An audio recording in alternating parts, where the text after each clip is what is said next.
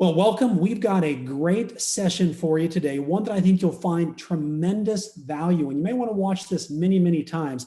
We have with us today Esteban Blanco, who is the Chief Geek Officer of Blanco IT. I love that title. He's going to talk about basic Microsoft Office skills. Let me share some about his background. He's a business owner, IT expert with almost 2 decades of experience in the field of information technology. He's a grassroots political activist and a strong advocate for small business in Texas. Esteban is also a professional vocalist. That's really cool, with a passion for travel. He currently lives in Arlington with his talented and beautiful wife, Heather, and they share their home with two beloved dogs, Gracie and Madison. Esteban Blanco, welcome. It's great to have you with us today. Thank you so much for having me, Derek. I'm very, very excited to be here, to be able to share some of the skills that I have. And we're going to talk about Microsoft Office today, specifically Word, Microsoft Excel, Outlook, and PowerPoint. And I'm going to dive in a little bit on the basics on how to use those applications for your business and for personal use. Great. Why don't we do that? We've got the screen sharing set up. So why don't we start off with Microsoft Office, of course, and Microsoft Word, and talk through some areas where the people watching might use this application. Absolutely. So I'm going to start with Microsoft Outlook, if that's okay. Microsoft Outlook is an application that you want to use for email. So as you can see, I'm opening Microsoft Outlook, and you can see here, I have all of my email that is coming in, and I have two accounts, actually. I have my business account and my personal account over here. And with these accounts, you can actually keep up with all your email. Also, you can use this to write email. And so if you want to send a professional email, something that looks professional looking, that has a signature, with your title or what you're trying to accomplish, or the way to get a hold of you. For example, you're trying to find a job.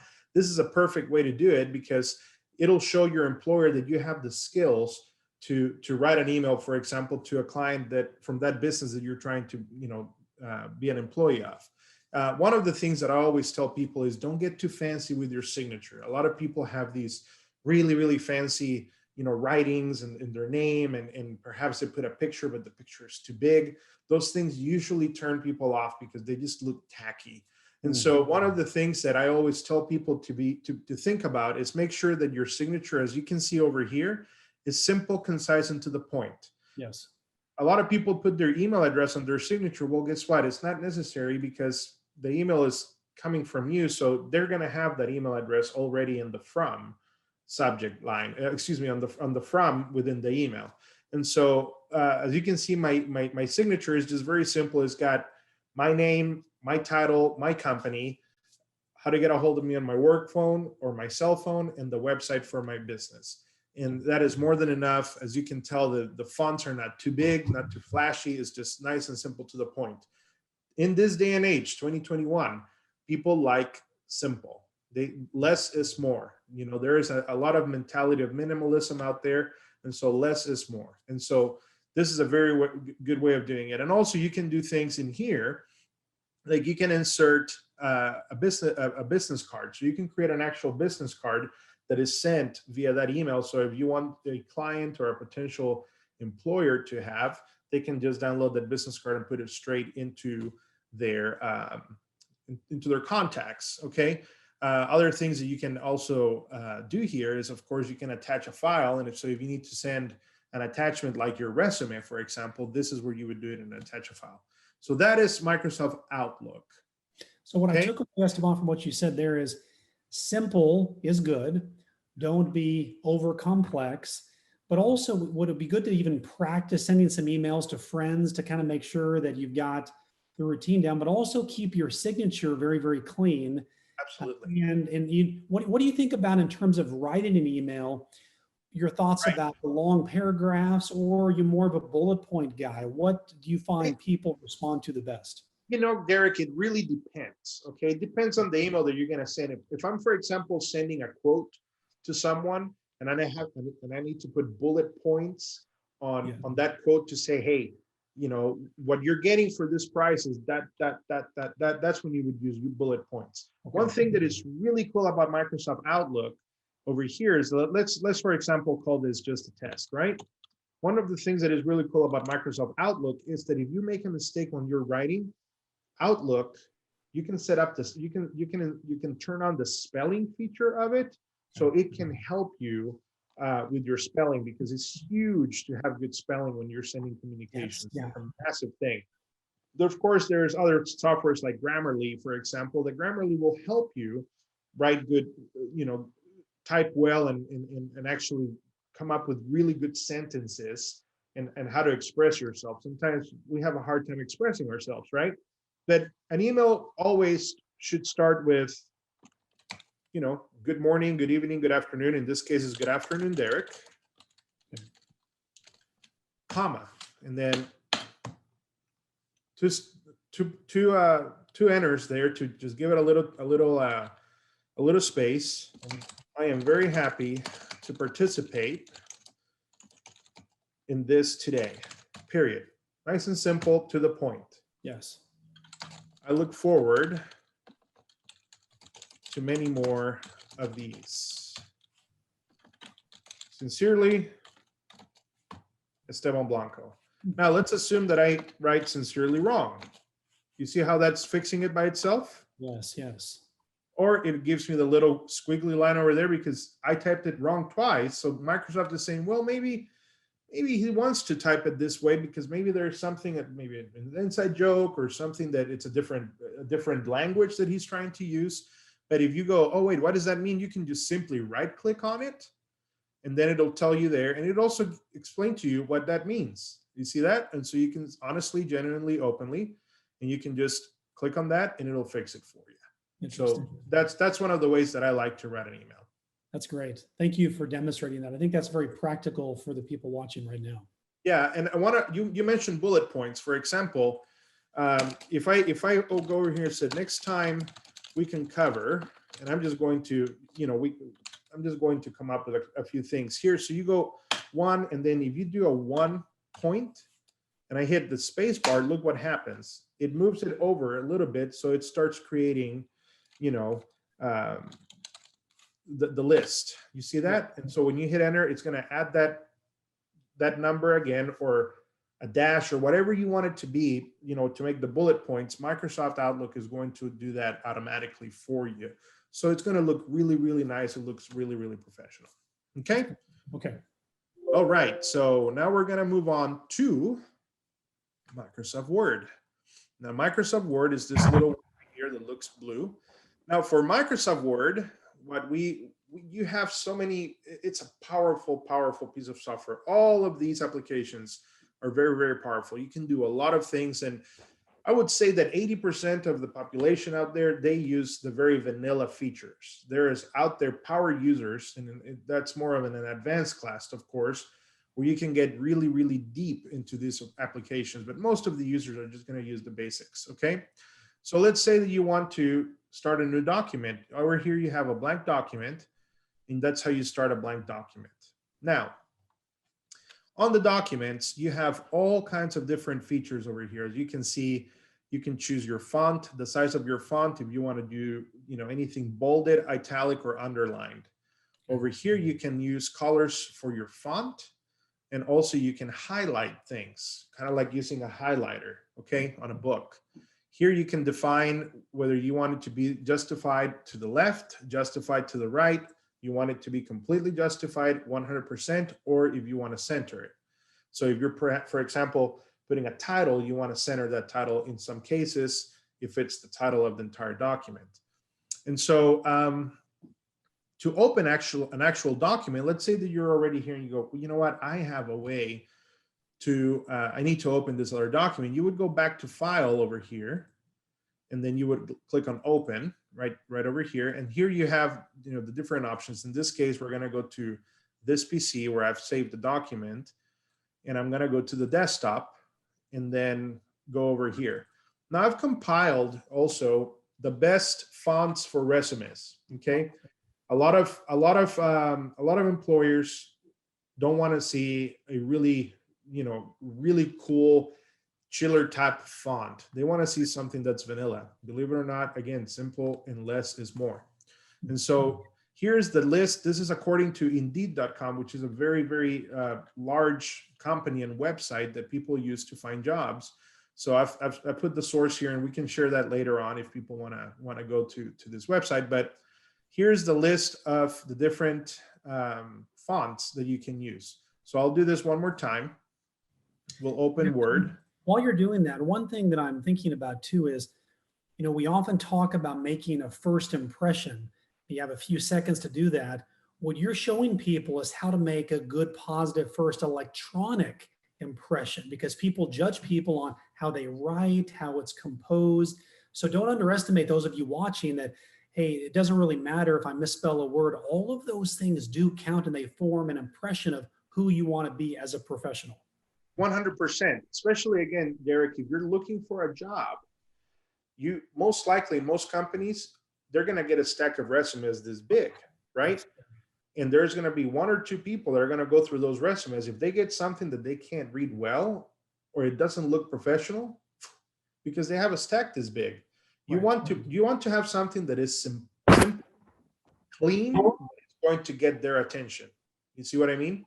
And so that's to me, that's an important part. But again, to open a new document, you would go over to blank document, or over here on the left, you see where it says open. You can click on open, and then dive into where the document is that you're trying to open. In this case, is going to be in the desktop, and then it opens it that way.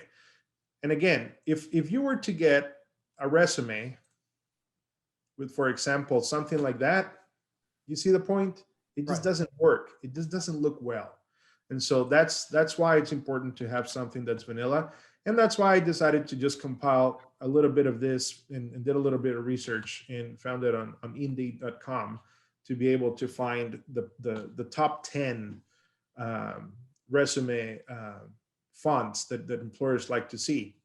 Now, thank you for doing that. It's very valuable for the people watching. Thank you. That's great. Oh, absolutely. Absolutely. And I'll leave that open here for a little bit. Now, if you're going to say, staying with the resume and you say, man, I don't know how to write a resume. Fear not, because you see where it says search for online templates over here. Over here, you can just type the word resume and hit enter. Now, Microsoft is going to go search their very vast database of templates, and they're going to give you a bunch of templates for resumes over here, okay? And so depending on the type of work that you're going to be using or doing, you may want to do a resume. If you're going to be, applying for a job that is creative, let's say that you're a graphic designer, you may want to design that resume yourself and showcase what you can do with applications like Photoshop, for example, or Adobe Acrobat. If you're going to be an accountant, you probably don't want to use something like this over here, right? You want to use something that it's a little less, flashy, and you may want to go to something like this and be able to, set up your resume. And then let's say that this has a font that is not a font that it's the ones that they're telling us that the best it is to use for a resume.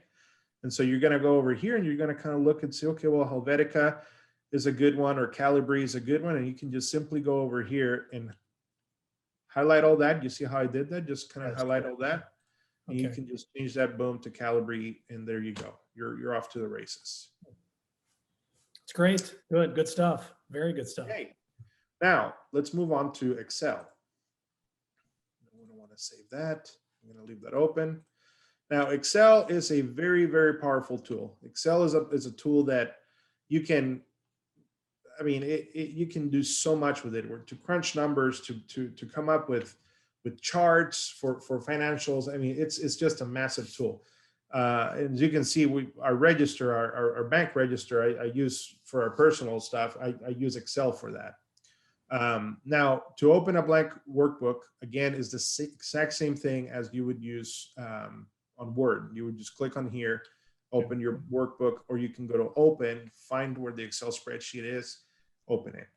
Also, if you need to find templates, you can type again, the word that what you're looking for, or you can just simply click on more templates, and there's a bunch of templates that you can use for Excel. Okay. So if you're working on a monthly budget, and I'm talking to the money man today, so he's somebody that probably can talk for days about this. But if you don't know how to create a budget, you can just simply open this up and start working it. You see, Excel can do calculations for you. If, for example, I'm just going to open a blank workbook here. For example, if you're having to add, a bunch of numbers like this, you could go over to Excel and either highlight all of them, and here at the bottom, you see where it says the word sum? Yes. You'll have your number right there, okay? Or you can go actually into the formulas and just click on auto sum, and then it'll give you the bottom there, the letter or the number that you're wanting to do. Here you can also do formulas. You could actually tell, I want one of these boxes to match this other box. So box 1A, I want it to match box K14. And if this number is changed here, it needs to change over there. Like I said, it's a very, very powerful tool. I will admit I'm not a complete expert on Excel because I don't use it that often for my job. But I know that this is a tool that they use for financial purposes a lot, for charting. And it's a very powerful tool and a great tool to use if you're working in the accounting world and the numbers world. One thing to add, is you did a good job showing us, Esteban, is don't think you have to create everything from scratch. As you showed us very wisely, there are templates that you can simply copy. And one thing I would add too, some of you watching may be thinking, boy, that seems like a lot of work, but try to remember that successful people often simply copy what other successful people do. So don't feel like you have to invent everything on your own. Just find people that you respect and admire that may be better at this than you are, and learn from them. And that typically they're willing to share their knowledge. I know, do you find that, Esteban, as well? I mean, you are a guru in terms of all things tech, but if people ask you a question, you're probably willing to share that information to help someone. Absolutely. No, absolutely. And I'll also share this is very important. And I don't think a lot of people know about this, but maybe they do. But YouTube is an incredible tool to learn how to do something. If you go to youtube.com and you tell YouTube how to, and you start typing, I'm telling you, somebody out there has taken the time to put a video on YouTube to tell you how to do it and give you a tutorial. I send a lot of my clients that are moving from Mac to PC and vice versa. I send them to YouTube because they get nervous about the new operating system. I tell them, go to YouTube and start doing tutorials. I'll tell you another secret. I'm learning how to become a pilot. And a lot of my ground school has been done with YouTube. My instructor has sent me to YouTube to actually watch videos from a flight school out there that produces free videos for pilots. And I'll sit there, and to my poor wife's dismay, I will sit there for 3 hours instead of watching perhaps Friends. I will be sitting there watching people taking off and landing for 3 hours because I'm trying to learn how to do that. And so YouTube is a very powerful tool to learn how to do a lot of this stuff. Now, I want to point out also that Microsoft has tours and tutorials here. I don't know if you can see this, but welcome to Excel. It'll start and teach you the very basics of it. And then formula tutorials, Power Query tutorials, pivot table tutorials, and charting tutorials. You see that? Yes. So a lot of this stuff is also there, so you can actually go and use the tools that are already there and the tutorials to be able to make this successful for you. Okay. Great. Yeah. Now we're going to move on to PowerPoint. Now, PowerPoint is a very fun tool to me anyway, because in PowerPoint, you can make really cool presentations, okay? So PowerPoint, I don't have it on my I don't use it that often, but on PowerPoint, again, is the same thing, okay? It's the same as Word and Excel that we've used. Blank presentation for one, where you can go here and open. Now for PowerPoint is a really cool tool because they have tons of templates that you can pick from. I mean, PowerPoint, I would say it's probably the one that has the most templates of the entire suite of products that Microsoft offers through their Office applications, because they'll have, business templates, or they may have personal stuff or education. They may have themes. And so one of the things that I do with Rotary International is that I have to create PowerPoints a lot for those presentations that we have. And I'm sure you've been to PETS before, Derek, the President-elect Training Seminar, and all those big things that you saw on the big screen were created with PowerPoint and were created by me. And so a lot of times you can see how they looked really good. So nice work. Thank you. And so you can see how I'm using PowerPoint to be able to go through a presentation in the midst of one of the big sessions that we have within the Rotary President-elect Training Seminar. And I literally go and find a logo, and I create a logo or create a banner, which is what I did here with the Rotary logo and that year's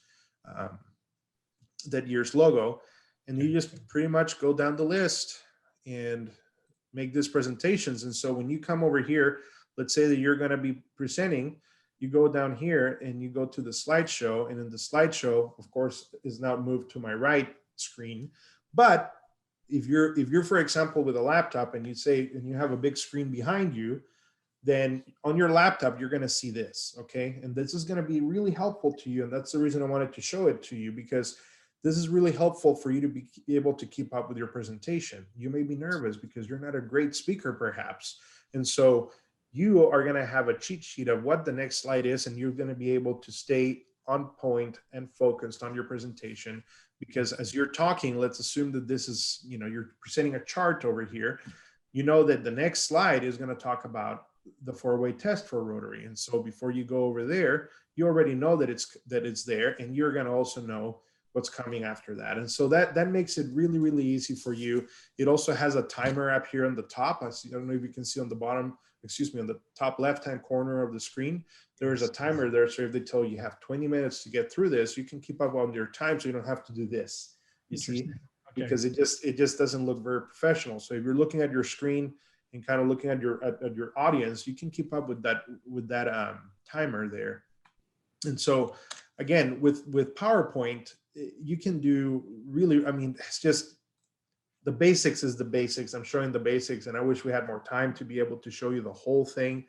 But, we have, just presentations that I do, for example, for internet security and prevention, and explaining to people, how to be secure on the web.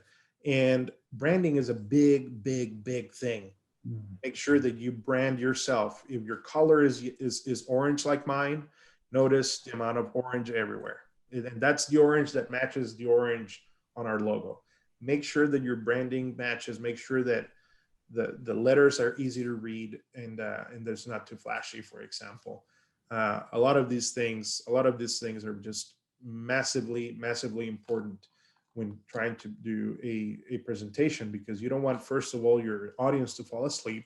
So you want to keep them on their toes. And also you want your audience to be able to capture the data and understand it, because they're taking the time to come listen to you for a presentation. So that's what I would do on PowerPoint. It's interesting, Esteban, as I was following along with you, a couple of takeaways I noticed is you showed people how to present a very professional image of themselves, a thoughtful image of themselves, but also a way to keep things simple. So many people, I think, feel like they need to take technology and make it really, really big and complex, and it can be overly burdensome. You're talking about, here's the fonts to use, here's how to keep it simple, but also a way that even if you have limited computer knowledge, just a grasp of these tools can really help you stand out among other people. So well done. And also, I want to get your feedback on this. One of the things that I will come across sometimes is I will spell check and think, well, I spell checked it, everything's fine. But then I send the email out and I realize there was a word missing, or it put a different word in. What I have found a good technique is to read everything before I send it out loud, because it often catches missed words. Do you find any that works? Or are there any tips or tricks that you have found that might help the people watching as well? You're right on the money, Derek. You're absolutely right on the money. Reading out loud what you're trying to send is massively important. And another thing that I use Outlook for that has saved me so many headaches is the following. never once, never, ever, ever send an angry email. Oh, If you good receive, feedback. you Yes. receive an email, if you Yes. receive an email that made you mad, do not reply to that email while you're angry. However, use the tool of Outlook to write the email, the angry email, and spend the 20 to 30 minutes or 10 minutes you want to spend saying what you really want to say, and put it on your drafts folder. Don't send it. Go back and read it and see if, well, maybe I shouldn't say that. Maybe I shouldn't say that. Why is that important? Because A, it gave you time to cool off. Yes. Yes. B, you got it off your chest.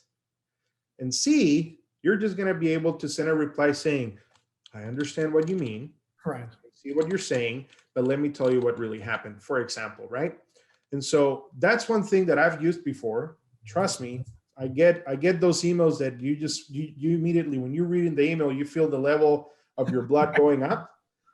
And I made the mistake of replying in an angry manner and then possibly making the situation worse. And so I actually had somebody to teach me this. His name is John Hibbs.